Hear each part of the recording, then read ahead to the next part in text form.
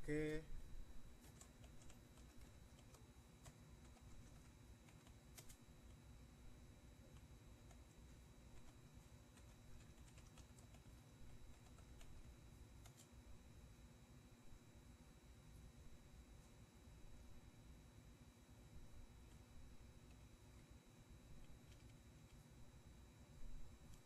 Oke, tes cek sound.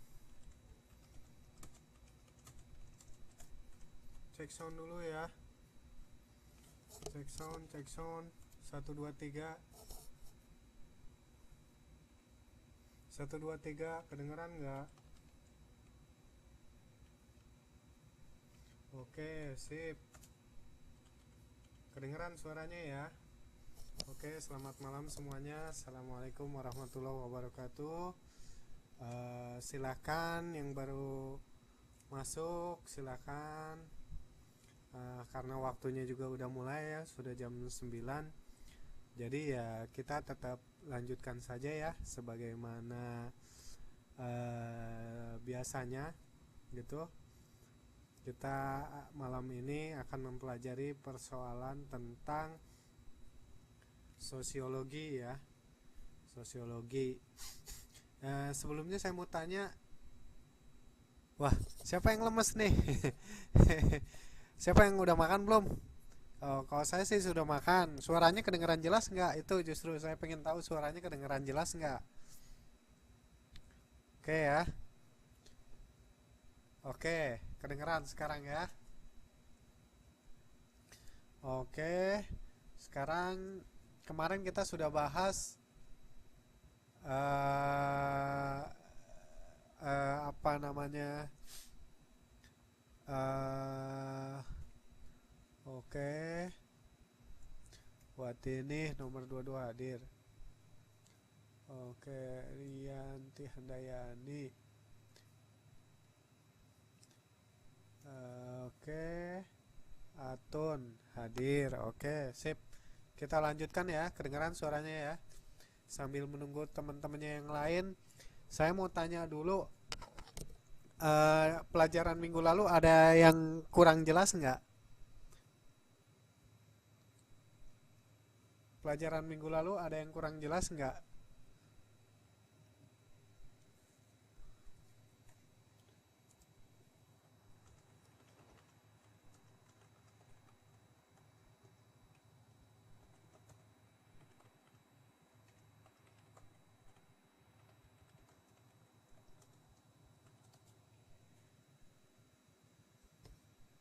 Silahkan kalau mau ada pertanyaan. Oh, nggak ada pertanyaan. Oke, yang masih kerja nggak apa-apa sambil dengerin aja ya. Oke, nggak masalah. Ya, ini kok malah nggak inget minggu lalu kita kan bahas tentang struktur sosial ya. Kita bahas stratifikasi sosial, terus kita bahas juga diversifikasi sosial. Oke, waalaikumsalam. Selamat malam juga buat Santi. Ya udah masuk. Oke, silakan dilanjutkan. Ini sambil nunggu temennya yang lain kita tunggu 10 menit ya. Sambil menunggu 10 menit biar teman-temannya pada datang semua. Biar nggak ketinggalan, kita sambil bahas dulu materi yang minggu lalu ya. Materi yang minggu lalu itu kan sudah dibahas kan materi yang minggu lalu. Sebentar.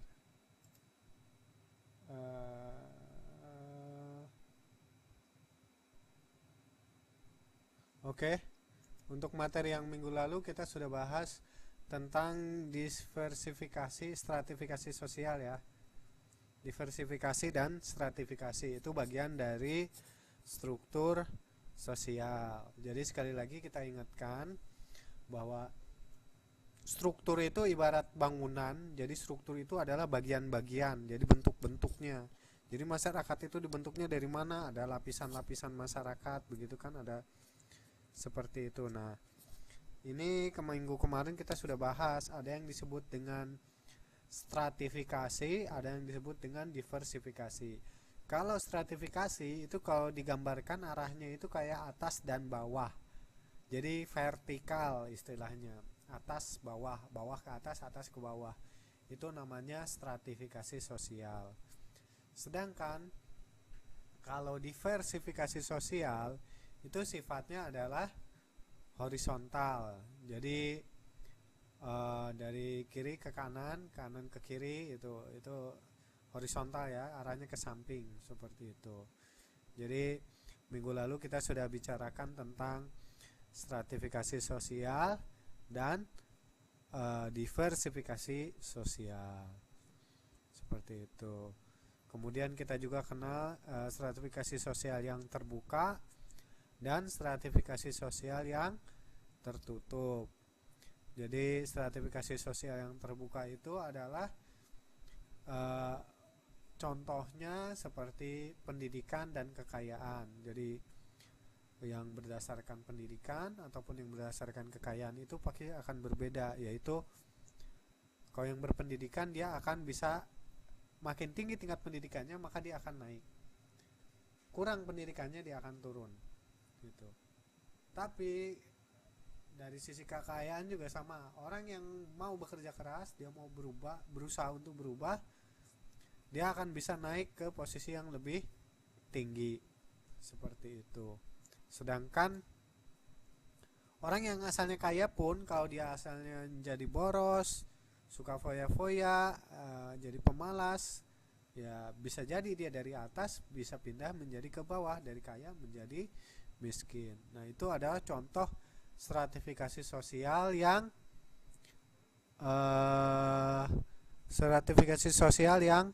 terbuka dan tertutup seperti itu. Oh iya, teman-teman ini masih mendengarkan suaranya?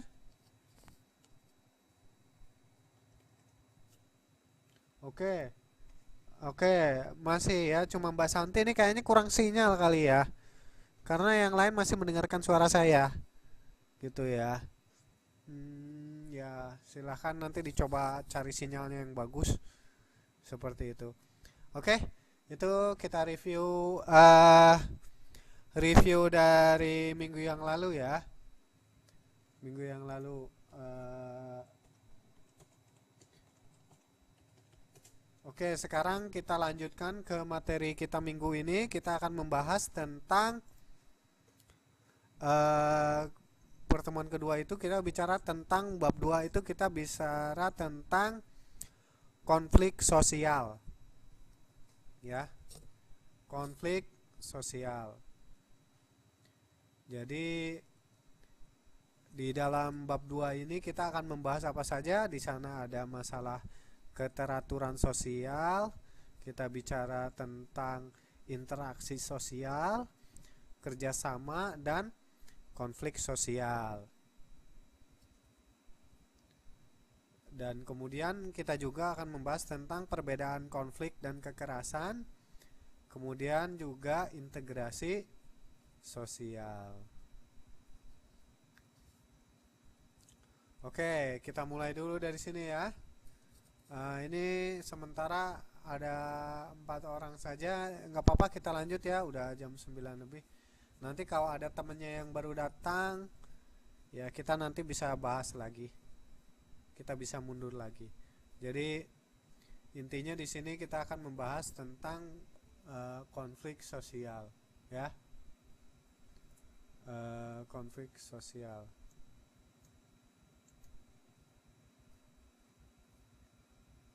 Oke. Waalaikumsalam, kirain kosong. Waduh, ini yang baru masuk ya, Mbak. Enggak kosong dong. Tetap ada dah, makanya sering dicek. Oke, terima kasih buat yang baru masuk. Jadi, ini juga saya baru mau mulai untuk sekarang ini, untuk pertemuan minggu ini. Kita baru saja akan mulai membahas tentang konflik sosial. Teman-teman, saya mau tanya, udah terima modulnya belum ya? Sudah ada yang terima belum? Oh, belum semua ya. Oke, ya udah nggak apa-apa. Tapi kemarin kan saya sudah sempat posting itu, masyarakat itu hidup, masyarakat itu ada karena apa? Karena ada ekonomi. karena ada keamanan, karena ada kita lihat deh di slide sebelumnya. Kita lihat di sini. Ada politik, ada budaya, ada agama, ilmu pengetahuan. Nah, ini ya yang disebut dengan sendi-sendi kehidupan masyarakat. Jadi sebuah masyarakat itu bisa hidup kalau ada ekonominya, kalau ada politiknya dan sebagainya. Itu yang disebut dengan sendi-sendi kehidupan masyarakat. Oke? Jelas? Oke, sip. Oke. Nanti kalau ada pertanyaan langsung aja ditulis di chat, nggak apa-apa. Oke. Silakan. Jadi jelas ya. Oke, kemudian kita lanjutkan. Jadi itu ya, keteraturan sosial itu merupakan kondisi dinamis masyarakat yang ditimbulkan oleh terciptanya sendi-sendi kehidupan masyarakat secara tertib dan teratur sesuai dengan sistem nilai dan sistem norma yang berlaku.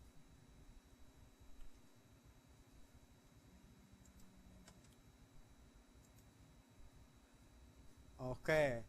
Jadi di sini keteraturan sosial itu dapat terjadi ketika didukung oleh beberapa unsur keteraturan sosial. Unsur-unsur keteraturan sosial itu apa saja? Ah, ini nilai apa nih? Sebentar, ini pertanyaannya dari slide yang mana nih? Sistem nilai dan sistem norma yang berlaku. Oke. Oh, ini. Jadi ini ya. Oke. Sistem nilai dan sistem norma. Antara nilai dan norma itu dekat sekali, hampir sama lah. Contohnya begini. Sistem nilai dan sistem norma. Norma di masyarakat contohnya adalah anak perempuan itu nggak baik jalan dengan anak laki-laki malam-malam. Gitu. Itu adalah sistem norma dan sistem nilai. Kalau sistem nilai mungkin contohnya agama. Agama itu adalah sebuah sistem nilai karena dia akan memberikan mana yang benar, mana yang salah, mana baik, mana buruk. Itu adalah sistem nilai. Dan ada juga sistem norma. Ya, norma itu kalau norma itu terkait dengan hukum. Kalau hukum itu terkait dengan undang-undang, dengan peraturan, dengan ya itulah namanya norma itu identik dengan hukum, aturan, undang-undang, peraturan pemerintah ya itu tadi. Seperti itu. Jadi sistem nilai contohnya adalah sistem nilai itu contohnya adalah agama yaitu. Jadi melanggar sistem nilai dan sistem norma yang ada seperti ini. Oke, kita lanjutkan. Di sini maka kalau sudah ada tertib sosial, maka kita akan menjadi terbentuklah keteraturan sosial. Ya, terbentuklah keteraturan sosial atau ketertiban sosial. Yaitu tertib sosial masyarakat baik terbentuknya ketertiban sosial atau keteraturan sosial. Pada prinsipnya ketertiban sosial merupakan sebuah kondisi di mana setiap sendi kehidupan masyarakat berjalan secara teratur. Itu teratur itu kenapa? Karena ada aturannya, aturannya itu semuanya sepakat dilaksanakan, mentaati peraturan, mentaati undang-undang, seperti itu. Itu maka akan terciptalah keteraturan sosial. Oke, sampai sini ada pertanyaan dulu nggak? Silakan, ada pertanyaan dulu nggak?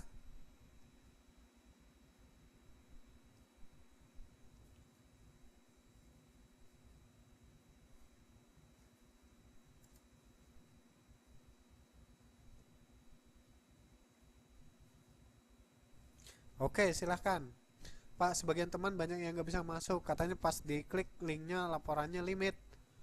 Oh, begitu. Oh, begitu ya. Hmm, hmm, hmm. Kok bisa ya? Oh, begitu. Oke, oke. Nggak apa-apa, bilang aja. Ini ada rekamannya.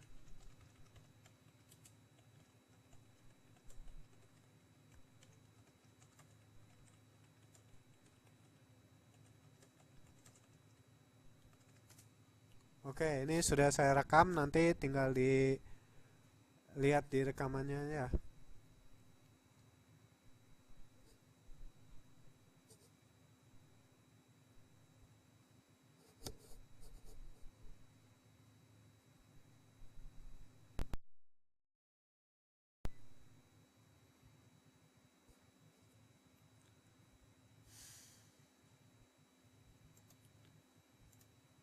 Oke.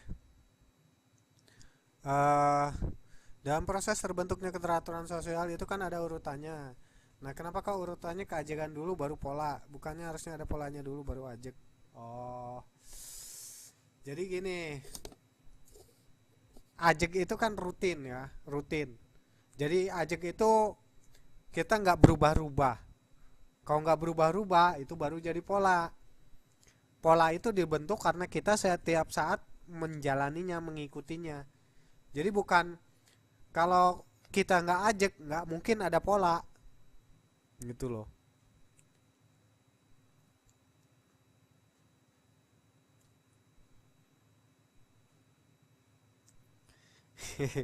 Ya mirip-mirip itulah. Pola di sini bukan susunan ketertiban. eh Pola di sini itu ibaratnya adalah sebentar saya jelaskan lagi ya. Bahwa pola itu di sini kan karenanya kita ada keajegan. Jadi yang sudah setiap saat dilakukan itu ajeg. Ya kan ada order tuh, aturan. Misalnya kayak sekolah lah, kayak sekolah atau kayak militer. Tadi saya contohkan tentara. Tentara itu harus pakai seragam. Tentara itu harus.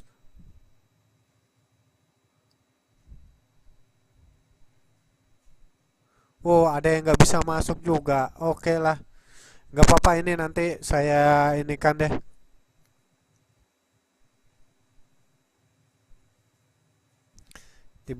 Terbalik mbak, makanya maksudnya pola dengan keajegan di situ jadi ajeg. Kalau sudah ajeg, keajegan itu kan tiap saat, setiap hari begitu terus, maka itu akan menjadi sebuah pola. Oh, ada yang nggak bisa masuk juga nih. Aduh, gimana ya?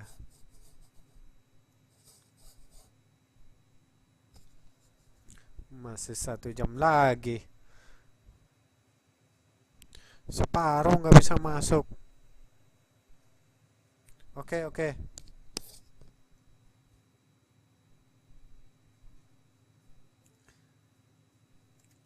Oke, suruh coba lagi. Nanti begini aja deh. Ini slide-nya. Hmm.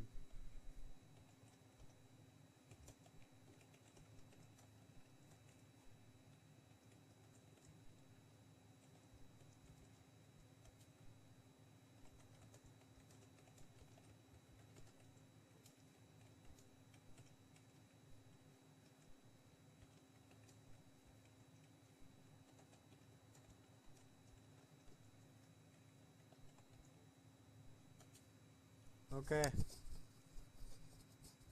nanti saya upload ininya ya. Nanti saya upload yang nggak bisa masuk, tolong didata untuk absennya aja. Siapa aja yang nggak bisa masuk.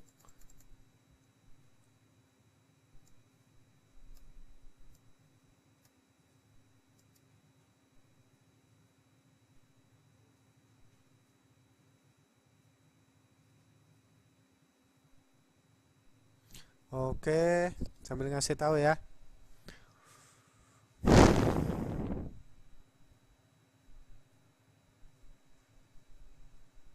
Oke, bisa dilanjut.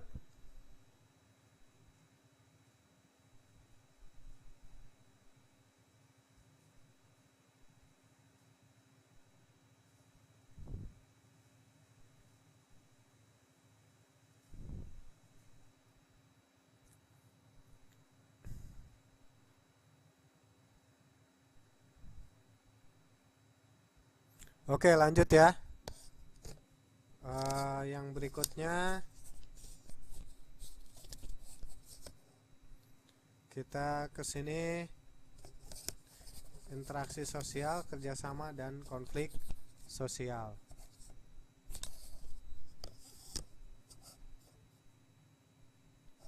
Oke, interaksi sosial, kerjasama, dan konflik sosial. Interaksi sosial. Apa itu interaksi sosial? Seperti diuraikan dalam sebelumnya bahwa wujud interaksi sosial itu adalah hubungan timbal balik antara individu dengan individu, antara individu dengan kelompok, kemudian antara kelompok dengan kelompok. Ya kan? Bentuk interaksi sosial itu ada interaksi sosial yang bersifat asosiatif, dan yang kedua ada interaksi sosial yang bersifat disosiatif.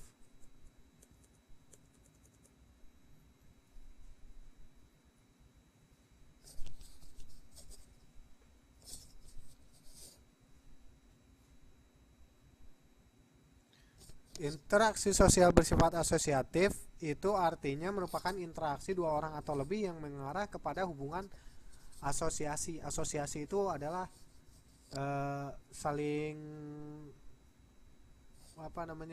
memperbaiki. Jadi saling menguntungkan, asosiatif.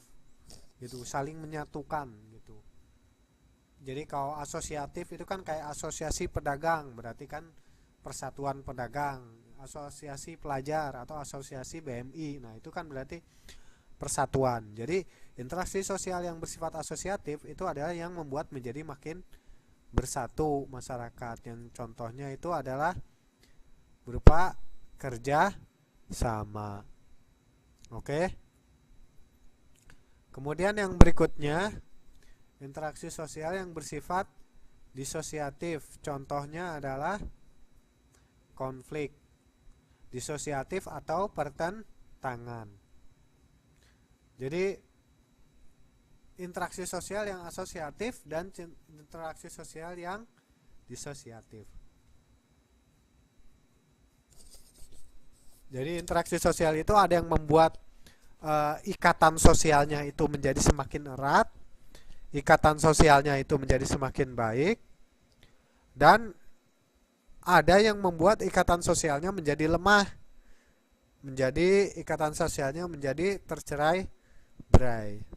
Nah, yang demikian itu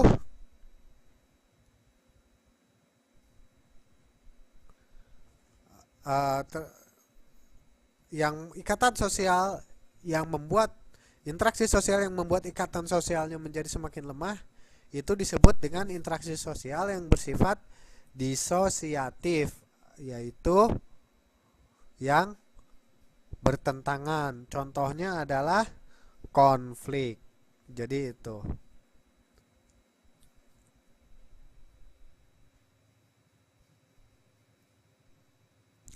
Oke, kita lanjutkan.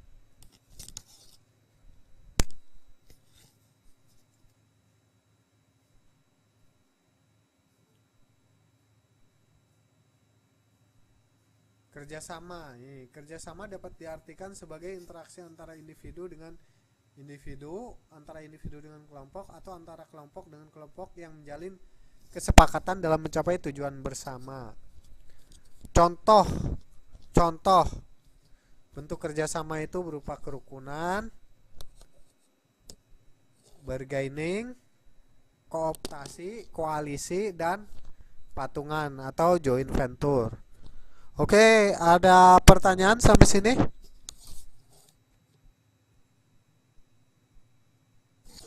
Ada pertanyaan sampai sini nggak?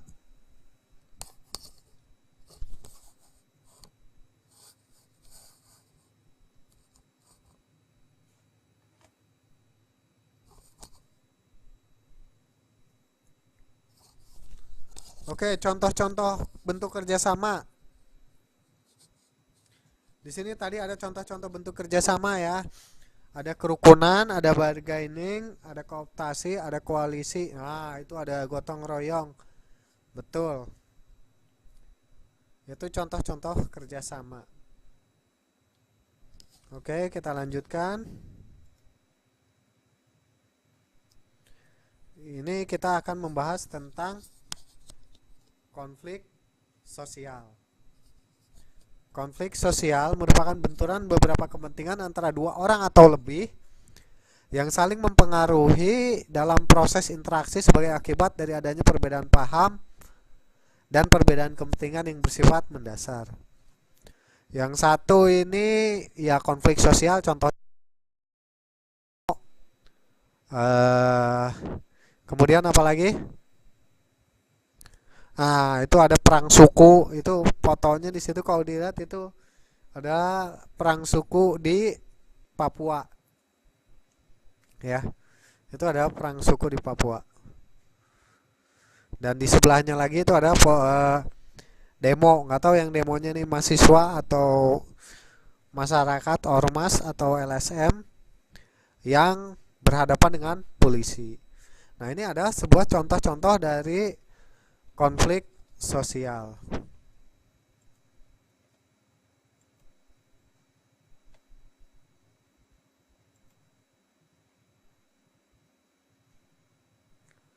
Oke, kita lanjut konflik sosial ya. Biasanya perang suku apa penyebabnya, Pak? Oh, ini nih kalau di Papua perang suku penyebabnya macam-macam. Contohnya adalah kalau ada laki-laki yang godain istri orang dari suku lain gitu kan. Nah, itu biasanya begitu. Ada laki-laki godain istri orang di suku lain. Jadi antar suku akhirnya perang. Seperti itu contohnya loh ya. Biasanya seperti itu karena berebut itu. Kalau perang antar agama, konflik agama ya. Beberapa contoh konflik sosial ya contohnya kayak kalau di Indonesia itu kayak pendirian gereja itu sering yang kayak di mana itu di Bogor yang jadi kasus. Jadi mereka mau mendirikan gereja tidak mendapatkan izin dan ditolak oleh masyarakat sekitar, kemudian akhirnya jadi ribut, itu bisa jadi. Itu adalah contoh-contoh daripada konflik sosial. Jadi sekali lagi bahwa konflik sosial merupakan benturan beberapa kepentingan antara dua orang atau lebih yang saling mempengaruhi dalam proses interaksi sebagai akibat dari adanya perbedaan paham atau perbedaan kepentingan yang bersifat mendasar. Seperti itu. Ya. Seperti itu. Oke, kita lanjutkan.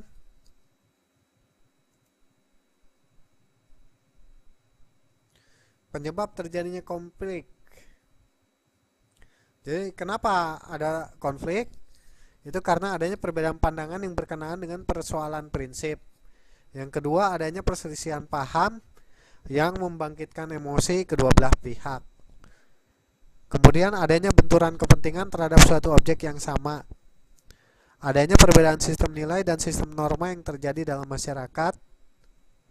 Kemudian adanya perbedaan kepentingan politik, baik yang bersifat sosial, nasional maupun internasional. Ini biasanya yang sering terjadi adalah karena terjadinya kepentingan politik, itu kan kayak pemilihan kepala daerah,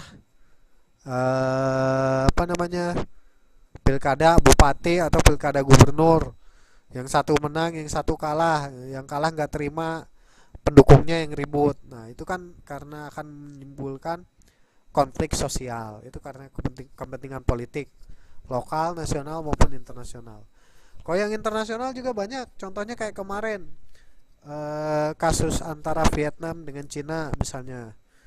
Itu banyak pabrik-pabrik dari Cina bahkan yang dari Taiwan pun menjadi korban karena ribut dengan Vietnam. Seperti itu. Oke, kita lanjutkan. Berikutnya adalah bentuk-bentuk konflik sosial.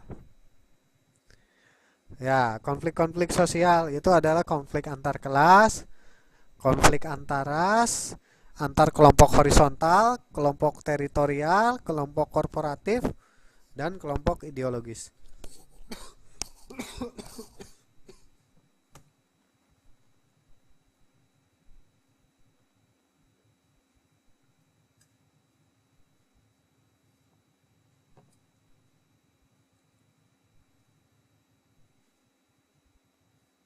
Oke, sampai sini ada pertanyaan? Bentuk-bentuk konflik sosial ini bisa dibahas kan. Jadi antar kelas, konflik antar kelas antara kelas golongan kaya dengan golongan miskin, antara golongan berpendidikan tinggi dengan golongan berpendidikan rendah seperti itu.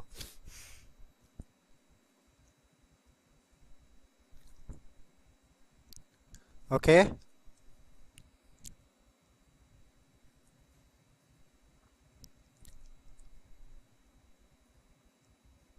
Ada pertanyaan?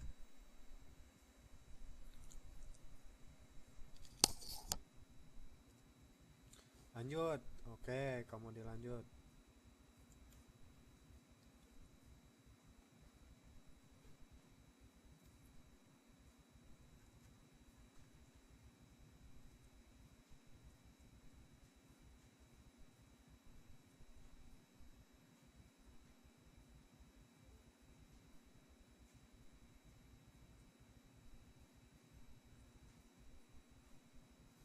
Oke, konflik yang berakibat akibat-akibat dari konflik sosial. Bersifat konstruktif. Bersifat konstruktif itu artinya akan membuat ikatan sosialnya itu menjadi semakin baik.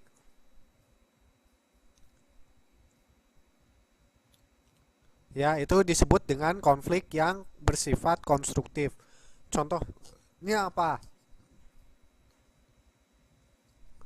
Contohnya begini, semakin besar solidaritas di grup.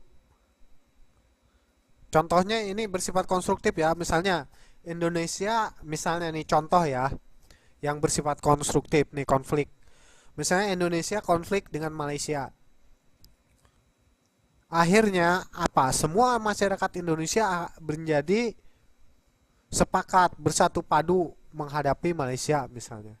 Nah, itu kan artinya ketika konflik dengan Malaysia membuat masyarakat menjadi bersatu. Itu contohnya, itu ada contoh konflik yang konstruktif. Contoh yang berikutnya adalah dengan konflik itu akan melahirkan pribadi-pribadi yang kuat dan tahan uji menghadapi berbagai situasi. Ya, yang berdampak positif kalau bersifat konstruktif itu.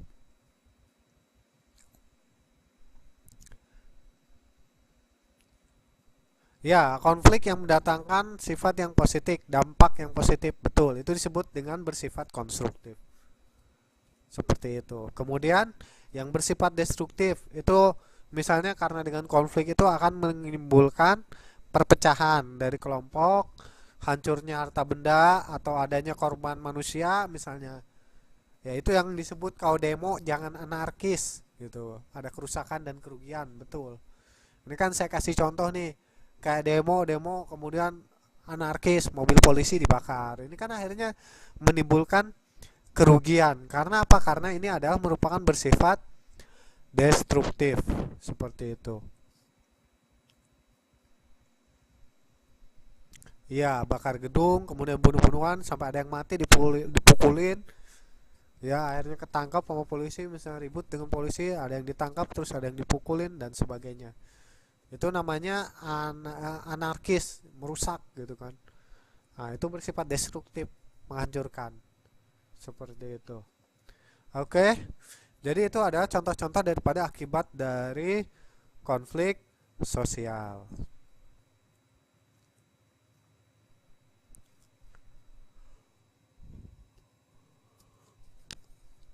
Kalau ganti rugi, kalau dijamin sama asuransi ya perusahaan asuransi yang harus bayar.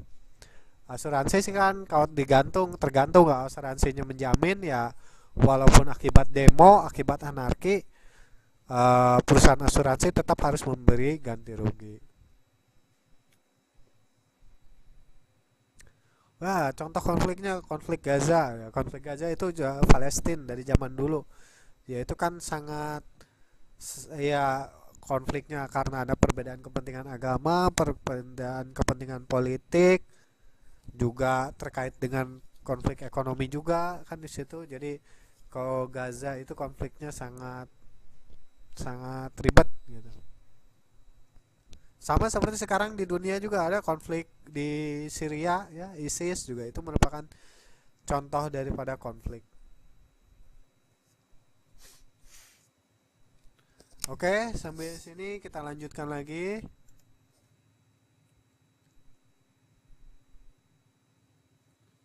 Nah, kita akan bahas ketika terjadi konflik, kita ingin mencari suatu solusi dari konflik tersebut.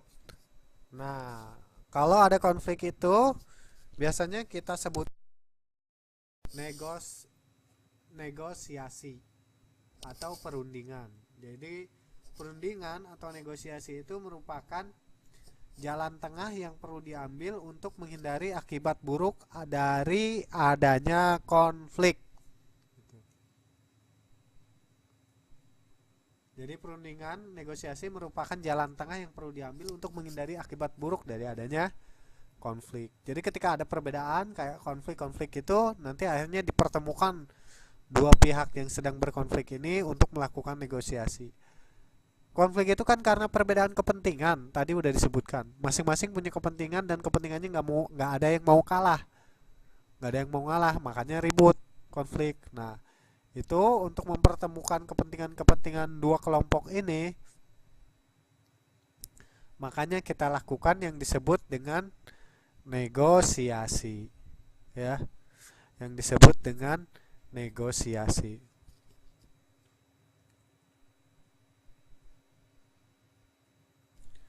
Nah, inilah contoh-contoh jenis-jenis dari negosiasi, yaitu perundingan tadi kan udah disebut. Ada yang disebut dengan toleransi, ada yang disebut dengan konversi, kompromi, konsiliasi, mediasi, arbitrasi, adjudikasi, dan gencatan senjata. Oke, sampai sini dulu. Ada pertanyaan nggak? Ini kalau teman-teman baca bukunya yang saya upload itu ada di situ pengertian toleransi itu apa. Hehe.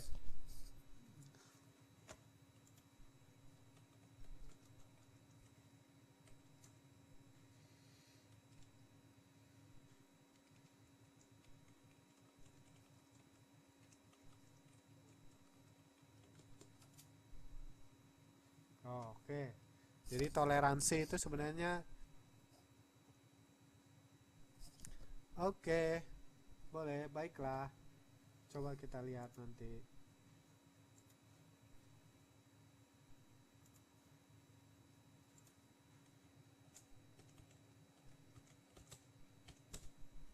Ya, slide 42. Apa itu?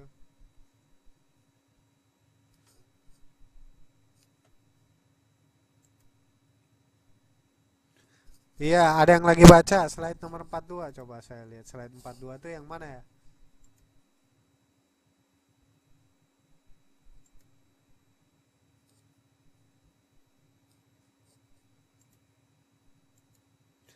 Oke. Ini kita lagi membahas tentang jenis-jenis negosiasi ya. Ada yang disebut dengan toleransi. Toleransi adalah sikap saling menghargai dan saling menghormati dengan cara memahami keberadaan dan pendirian masing-masing pihak. Kayak umat Islam itu ada lulu, ada gua gue, ya. Untukmu agamamu, untukku agamaku. Kalau dalam Islam seperti itu ada bentuk toleransi. Kemudian ada konversi. Konversi itu adalah salah satu pihak bersedia untuk mengalah dan bersedia menerima keberadaan dan pendirian pihak lain. Terjadinya konversi sangat dipengaruhi oleh adanya sikap toleransi yang tinggi. Kemudian kompromi. Kompromi yaitu kesepakatan untuk saling mengalah, saling memberi, dan saling menerima antara masing-masing pihak yang terlibat konflik. Kemudian yang keempat adalah konsiliasi. Konsiliasi yaitu usaha dilakukan oleh pihak ketiga untuk mempertemukan pihak-pihak yang terlibat konflik dalam sebuah perundingan untuk mencapai tujuan bersama.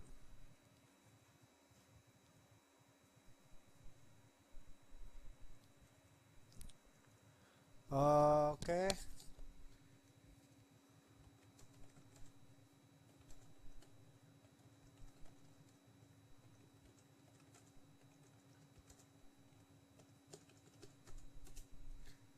Itu ada di buku di halaman 35 yang definisi ini. Mediasi itu apa? Adjudikasi itu apa? Gencatan senjata itu apa? Teman-teman udah pada download bukunya? Sudah pada download bukunya belum? Oke. Kalau sudah ya sambil dibaca. Kalau yang sudah bisa sambil dibuka, sambil dibaca. Itu jadi ini saya bikin slide ini juga bahannya ya dari buku itu gitu. Jadi kalau teman-teman sudah bisa membaca sebelumnya harusnya bisa mengerti. Ya, jadi kalau bisa sebelum kelas sudah dibaca, nanti di kelas kalau ada hal yang kurang jelas bisa bertanya. Begitu ya. Oke? Oke, itu sambil baca juga nggak apa-apa. Oke, sip.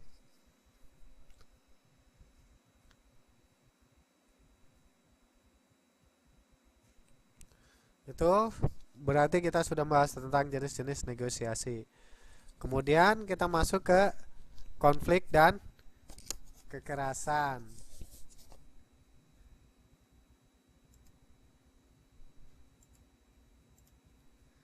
Konflik dan kekerasan. Konflik berarti adanya oposisi atau pertentangan pendapat antara orang-orang atau kelompok-kelompok organisasi dengan perbedaan-perbedaan pendapat, keyakinan-keyakinan, ide maupun kepentingan-kepentingan. Jadi karena perbedaan-perbedaan inilah yang makanya menyebabkan terjadinya konflik, ya. Kemudian kekerasan berarti perbuatan seseorang atau kelompok yang menyebabkan cedera atau matinya orang lain atau menyebabkan kerusakan fisik atau barang yang lain, seperti itu.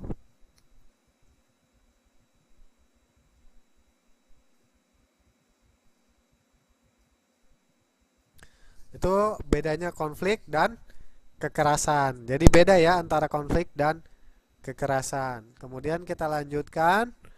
Di sini ada yang disebut dengan integrasi sosial. Integrasi menurut Paul Horton adalah proses pengembangan masyarakat di mana segenap kelompok ras dan etnik mampu berperan serta secara bersama-sama dalam kehidupan budaya dan ekonomi. Jadi, integrasi sosial adalah proses penyesuaian di antara unsur-unsur yang saling berbeda yang ada dalam kehidupan sosial, sehingga menghasilkan suatu pola kehidupan yang serasi fungsinya bagi masyarakat yang bersangkutan. Seperti itu. Oke. Ini adalah integrasi sosial.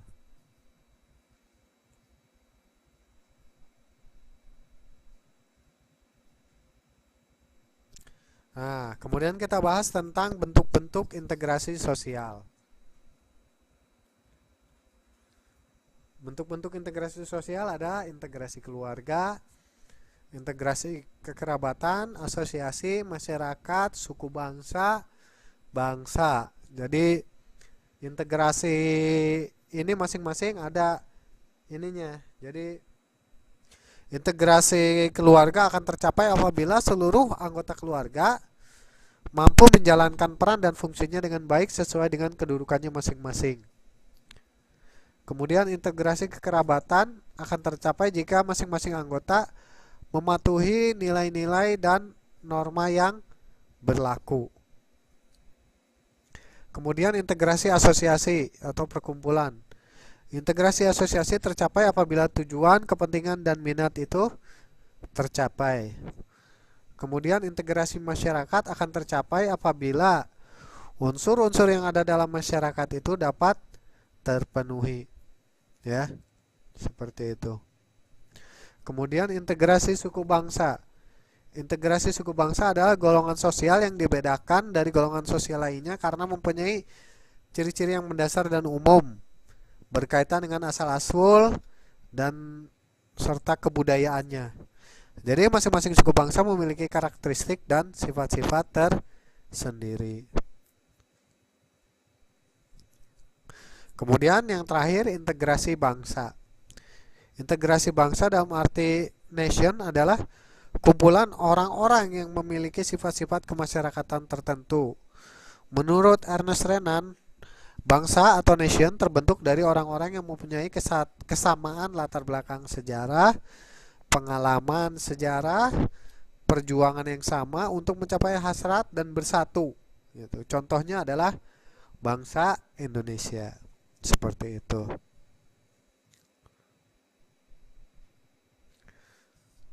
Jadi itu pengertian-pengertian dari bentuk-bentuk daripada integrasi sosial. Jadi integrasi sosial ini didapatkan dari namanya sosial ya, berarti terdiri dari individu-individu atau kelompok-kelompok. Kemudian kita lanjutkan ke faktor-faktor pendorong dari integrasi sosial.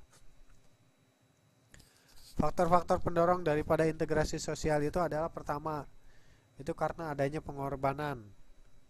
Yaitu pengorbanan bertujuan untuk mempertahankan kestabilan integrasi. Yang kedua adalah toleransi di dalam kelompok sosial. Kemudian yang ketiga adalah kesediaan untuk mencapai konsensus. Yang keempat adalah mengidentifikasi akar persamaan di antara kultur-kultur etnis yang ada. Yang kelima itu kemampuan segenap kelompok yang ada untuk berperan secara bersama-sama dalam kehidupan budaya dan ekonomi. Kemudian mengakomodasi timbulnya kebangkitan etnis. Yang ketujuh adalah berupaya kuat dalam melawan prasangka dan diskriminasi. Dan yang kedelapan adalah menghilangkan pengkotakan-kotakan dalam kebudayaan. Konsensus itu apa sih? Nah, konsensus itu adalah kesepakatan bersama. Jadi bersedia untuk mencapai konsensus artinya bersedia untuk mencapai kesepakatan bersama. Konsensus itu contohnya apa? Ya kayak kalau di MPR itu hasil sidang, hasil rapat, keputusan MPR, ketetapan. Jadi kan ada keputusan MPR, ada keputusan Perda, ada keputusan DPRD. Nah, itu adalah konsensus. Konsensus itu adalah kesepakatan bersama antara semua pihak. Seperti itu.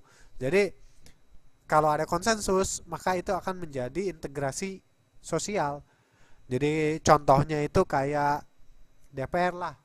DPR itu perwakilan, ada perwakilan Jakarta, perwakilan Jawa Barat, perwakilan Papua, perwakilan Kalimantan, dan semuanya bersepakat konsensus kan, mempunyai kesepakatan bersama bahwa ini menjadi bagian dari kesepakatan tersebut dan bersedia menjalankannya, maka itu akan menjadi integrasi atau penyatuan. Integrasi itu kan diartikannya sebagai penyatuan. Integrasi adalah penyatuan sosial. Seperti itu. Oke, sampai di sini kita sampai ke babak yang terakhir. Ini silahkan dibaca dulu. Tugasnya nanti dikumpulkan sama tanggal 3 Oktober. 5 Oktober.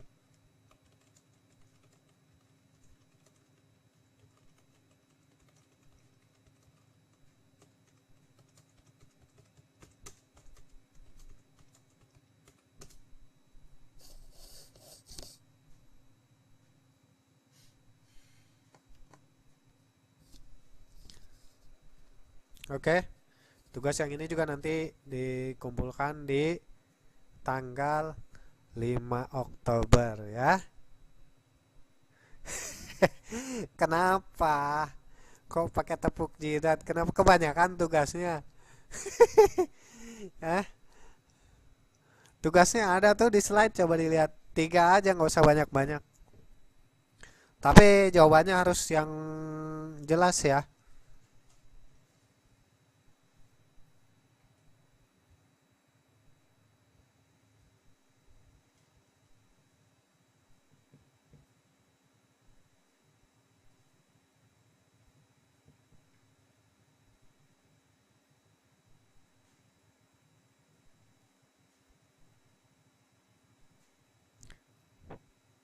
Tanggal 5 juga ya.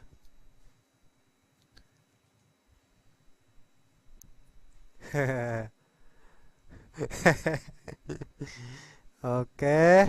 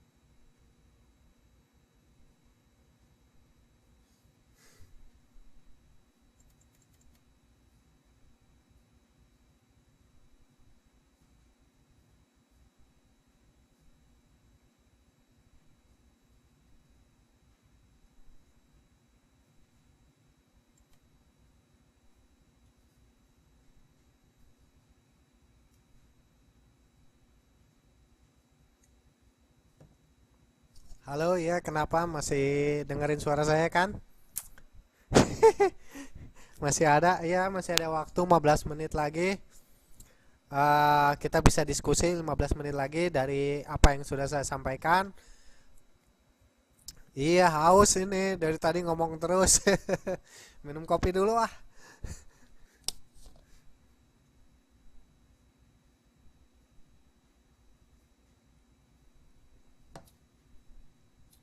Ngopi dulu, ngopi dulu.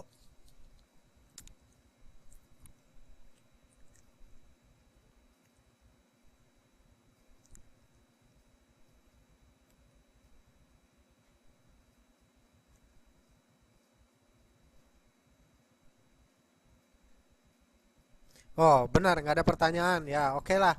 Yang penting ini buku yang kemarin sudah di-download itu, yang sudah di-upload saya itu dibaca aja. Bab satu, bab 2-nya dibaca lagi, diulang-ulang lagi. Nanti kalau ada yang nggak ngerti, kita diskusikan di sini.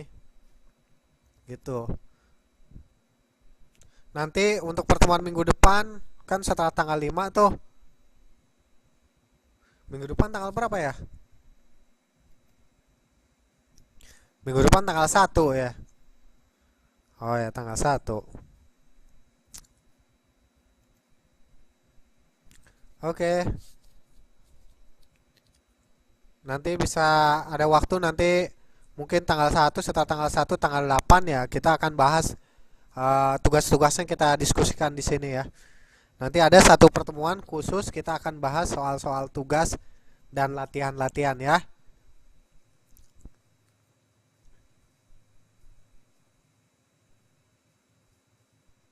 Oke, nih masih ada 15 menit lagi yang mau diskusi silakan. Ada pertanyaan yang belum jelas atau apa silakan.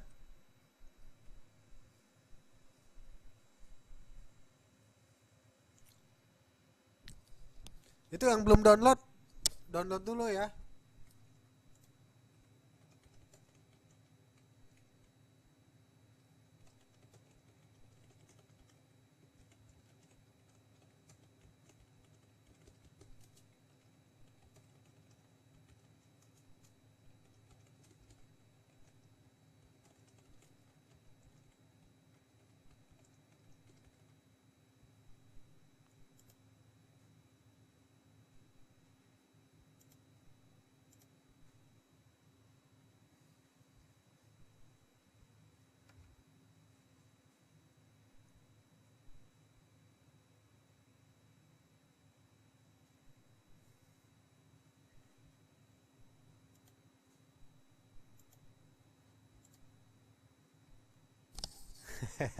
Mantap ya, kalau ada Google aman ya, bisa baca Google. Tapi dari buku itu lebih detail. Kalau di Google itu terlalu banyak kan nyarinya bingung. Kalau buku itu kan semuanya udah ada semua di situ, kita tinggal baca.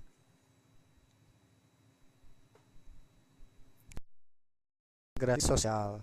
Jadi integrasi sosial ini didapatkan dari namanya sosial ya, berarti terdiri dari individu-individu atau kelompok-kelompok. Kemudian kita lanjutkan ke faktor-faktor pendorong dari integrasi sosial. Faktor-faktor pendorong daripada integrasi sosial itu adalah pertama, itu karena adanya pengorbanan. Yaitu pengorbanan bertujuan untuk mempertahankan kestabilan integrasi. Yang kedua adalah toleransi di dalam kelompok sosial. Kemudian yang ketiga adalah kesediaan untuk mencapai konsensus. Yang keempat adalah mengidentifikasi akar persamaan di antara kultur-kultur etnis yang ada. Yang kelima itu kemampuan segenap kelompok yang ada untuk berperan secara bersama-sama dalam kehidupan budaya dan ekonomi. Kemudian mengakomodasi timbulnya kebangkitan etnis. Yang ketujuh adalah berupaya kuat dalam melawan prasangka dan diskriminasi. Dan yang kedelapan adalah menghilangkan pengkotakan-kotakan dalam kebudayaan. Konsensus itu apa sih? Konsensus itu adalah kesepakatan bersama. Jadi bersedia untuk mencapai konsensus artinya bersedia untuk mencapai kesepakatan bersama. Konsensus itu contohnya apa ya, kayak kalau di MPR itu hasil sidang, hasil rapat, keputusan MPR, ketetapan. Jadi kan ada keputusan MPR, ada keputusan Perda, ada keputusan DPRD. Nah, itu adalah konsensus. Konsensus itu adalah kesepakatan bersama antara semua pihak. Seperti itu. Jadi, kalau ada konsensus, maka itu akan menjadi integrasi sosial. Jadi, contohnya itu kayak DPR lah. DPR itu perwakilan, ada perwakilan Jakarta, perwakilan Jawa Barat, perwakilan Papua, perwakilan Kalimantan, dan semuanya bersepakat konsensus kan, mempunyai kesepakatan bersama bahwa ini menjadi bagian dari kesepakatan tersebut dan bersedia menjalankannya, maka itu akan menjadi integrasi atau penyatuan. Integrasi itu kan diartikannya sebagai penyatuan. Integrasi adalah penyatuan sosial. Seperti itu. Oke, sampai di sini kita sampai ke babak yang terakhir. Ini silahkan dibaca dulu. Tugasnya nanti dikumpulkan sama tanggal 3 Oktober. 35 Oktober.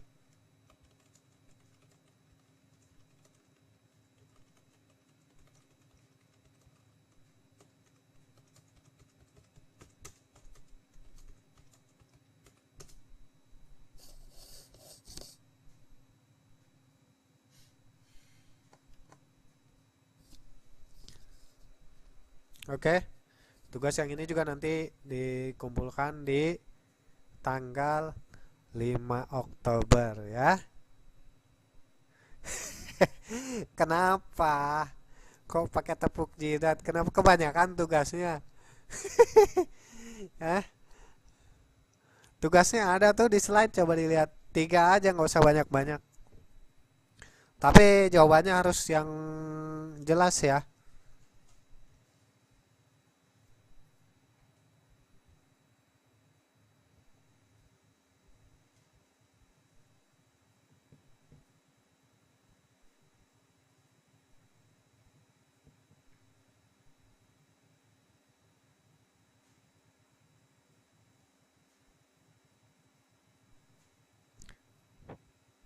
Tanggal 5 juga ya.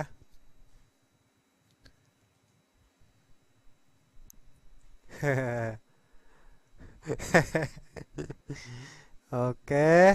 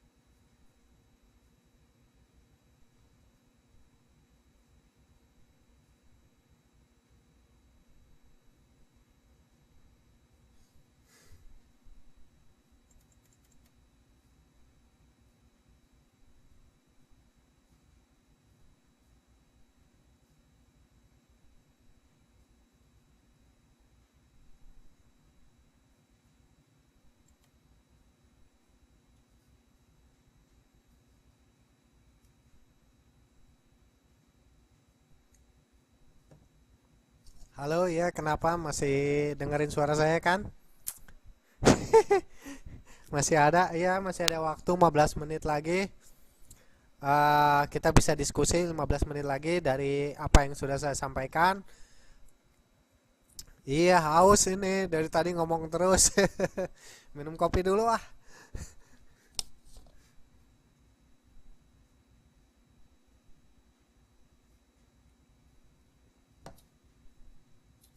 Ngopi dulu, ngopi dulu.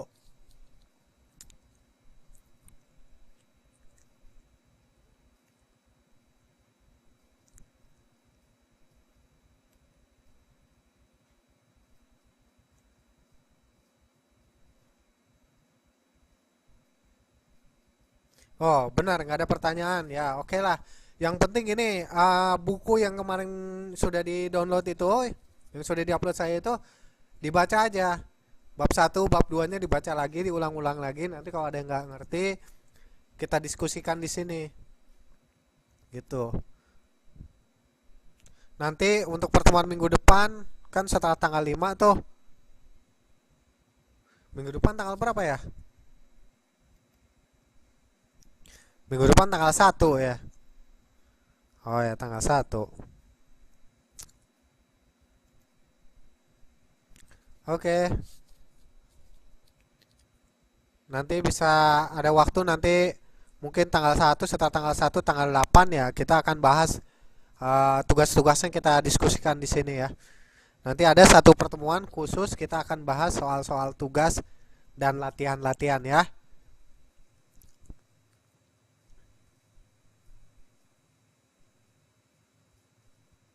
Oke nih masih ada 15 menit lagi yang mau diskusi silakan. Ada pertanyaan yang belum jelas atau apa silakan.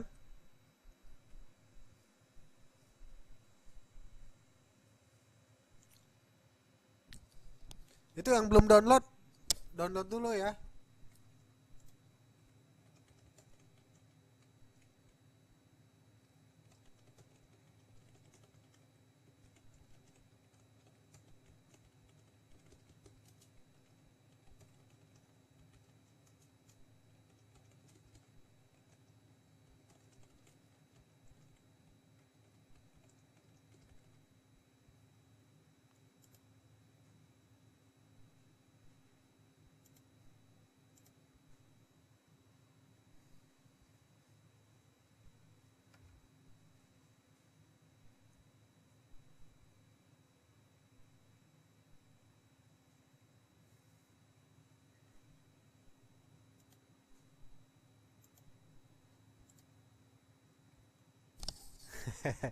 Mantap ya, kalau ada Google aman ya, bisa baca Google. Tapi dari buku itu lebih detail. Kalau di Google itu terlalu banyak kan nyarinya bingung. Kalau buku itu kan semuanya udah ada semua di situ, kita tinggal baca.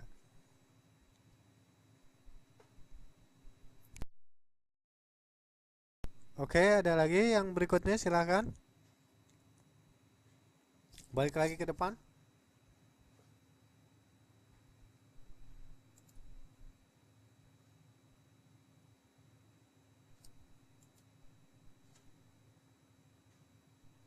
Oke. Jadi kita tadi sudah membahas tentang keteraturan sosial, interaksi sosial, kerjasama dan konflik sosial, juga perbedaan konflik dan kekerasan. Juga kita membahas tentang integrasi sosial. Jadi hari ini kita sudah membahas semua tentang ini ya. Oke.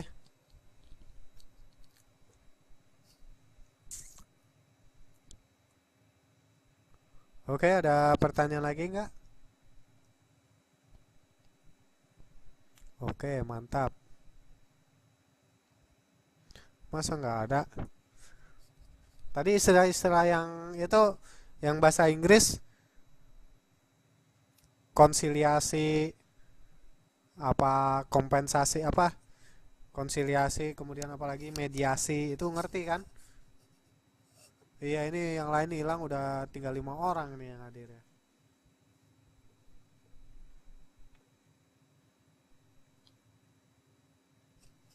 Iya ada di file betul. Nanti dibaca aja nanti Slide ini juga nanti saya upload, kemudian rekamannya juga nanti saya upload ke YouTube ya. Pakai YouTube, nanti saya kirim file YouTube-nya. Ya, nanti ada file YouTube-nya, nanti saya kasih linknya ya. Oke, ada lagi pertanyaan? Ayo, masih ada 10 menit lagi.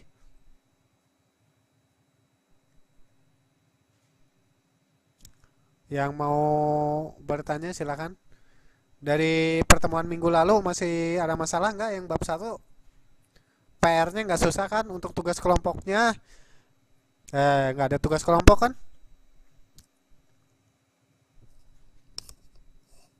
Nggak ada ya? Nggak ada masalah ya? Tugas mandiri, nggak ada masalah kan?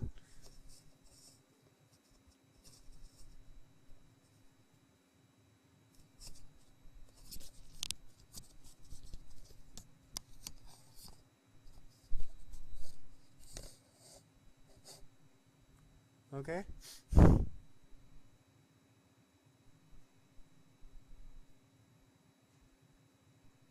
Sip, nggak ada pertanyaan. Silakan diskusi lagi kalau ada yang mau ditanya lagi.